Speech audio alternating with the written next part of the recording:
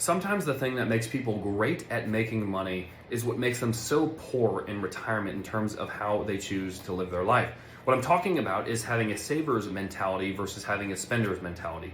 Now, I'm not going and telling people to spend all of their money once they hit retirement, but there is a certain issue that people have to get over, or hurdle, I should say, in retirement, where they're just not comfortable spending their money.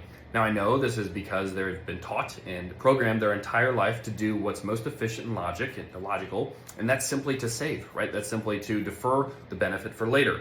Well, I'm here to tell you later might be today, depending on who you are. So another thing I want you to consider about, and this speaks more to the logical piece of this, is you could actually be building up larger and larger RMDs once you turn 73, or depending on how old you are, when you turn 75.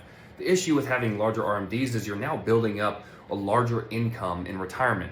You say, why would I ever care how large my income is? Isn't that a good thing? Well, it can be, but what you're doing is you're limiting your control over how much of your Social Security is able to be taxed, over how much you're going to have to pay on Medicare, and other factors that come into play. So be very mindful of how much, of course, you have in pre-tax assets, such as your 401k, such as your IRA, and then be very mindful of some proactive measures that you could take to limit some of those tax time bombs that I just mentioned later on in retirement. So this might be speaking with your financial advisor about doing a Roth conversion.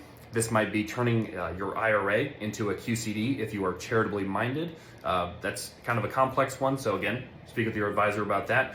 But keep in mind that there's a lot of proactive options that you can take even today if you're 30 or 40 or 50 that can alleviate some tax issues on the back end of retirement with those RMDs. And if you're someone like me who does think very logically, remember, it's retirement, you saved up for a reason, and maybe now's the time.